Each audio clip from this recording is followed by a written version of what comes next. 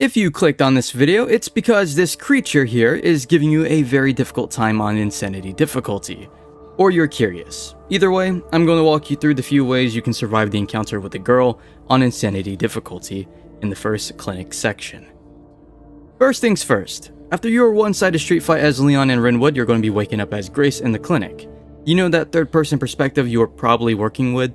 Yeah, switch to the first person if you haven't already. I know, some of you do not like first person, but it is heavily recommended for this specific section. In third person, Grace will obviously stumble and fall, which is the last thing we need to do when chased by the girl. All done? Now, run straight to the drawer where you pick up the cherub key and unlock the cherub key door to the fuse room. Okay, now the objective is to retrieve the screwdriver from the toolbox for the fuse. So what you're going to want to do is pick up the lighter, the empty glass bottle, and of course, the ink ribbon. When you have all of those items in your inventory, save at the typewriter with the ink ribbon, because if you die here, you have to restart all the way over from that autosave back in the starting room, which sucks. Welcome to Insanity difficulty. Okay, you ready? It's time for solution number 1, the cart method. Now run straight into the dark room to open the jump scare door and skip the cinematic, if you want to. Now turn or perform a 180 quick turn to run out of the door. Stay right here at the side of the door and wait for the girl to walk through the door and squeeze on inside. There's a chance you will instantly get this or barely get by, only for the girl to smack you down. That's okay though. If you made it through, keep going and make way to the far side of the room facing the shelf where the toolbox is sitting.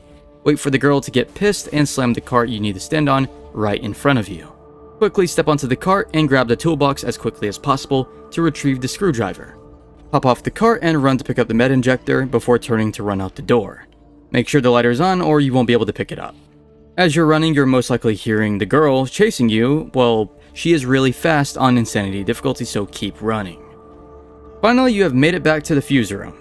Well, go ahead and grab that fuse and perform a 180 quick turn after the cutscene and run out of that room straight to the fuse box to trigger the next cinematic. Congratulations, you performed the cart method, aka the speedrun route. Now, it's time to talk about the other solutions to this nightmare fuel situation. The next solution is what I like to call the slow and steady method. Some might think it's a cowardly one, but it's better than being loud and risky. Basically, run from the girl after the cutscene where you triggered the jump scare door, and run all the way back to the starting room. This is like usual, but wait for it to vent like the xenomorph from Alien Isolation, so you can run back to the screwdriver room. What you're going to do here is slowly move the cart, but not all in one go. You'll move it a second or two at a time, only to stop right after. You don't want to knock the medical supplies off the cart to alert the girl. Keep slowly moving it in bursts until it's either beneath the shelf or close enough to the shelf so you can climb the cart to pick up the toolbox. You can get a little bit of distance in between. After picking it up, run out of the room to see the girl slowly walking down the hallway. Best thing to do here is hide over next to this table where this empty glass bottle is, or in the starting room hall. You will see the girl walk around the corner to enter the dark hall where you found the body earlier, leading to the screwdriver room. Now do as I do, where you walk to the window at the corner here, but face the windows on the wall to back up into the hallway. I'm doing this because I don't want to be staggered by the girl breaking down the door that's blocked. As you back up, she will break it down, leaving you no choice but to run back to the starting room. When you make it to the starting room, she will vent back into the ceiling after a little bit, knowing the room is her weakness. As a result, when the girl vents, she will knock the power out.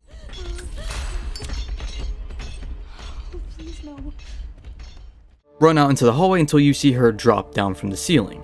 You have two solutions here. One is less time consuming, so let's go ahead and try that. Walk to the corner next to the light switch, allowing her to stop and walk by. After stopping, then walking forward, get up and make way to the fuse room. Congratulations, you're in the clear. If you're hesitant to try this option, well, don't worry. Camp at the corner here by the window. If you need to know where she's actually walking towards or where she's at, switch to third person to see where she's currently walking around at and see what she's up to. This helps without you sticking your head out into the open hall, possibly alerting her even though it's kind of a low chance. The girl eventually walks into, if not walks by the door that she broke down. Sometimes she stops right at it. But she's close enough for entering the room, throw a bottle down that dark corridor next to you to trigger the girl to walk into the screwdriver room. If she hasn't entered it already, that is. Now, move through the hall slowly, only to run as soon as you pass the door that she entered. You should be in the clear at this point, and hey, it's smooth sailing from there. You should know what to do. Now, I think that's all the effective methods I can possibly think of for Insanity players. This is one of the more stressful parts of the game for a lot of people, even though at this point, maybe everyone's already over it. I do hope while the game has been out for over a month that you were able to find some useful advice here out of the video. Anyways, thank you everybody so much for watching, and as always, I hope each and every one of you have a great and safe day. Thank you.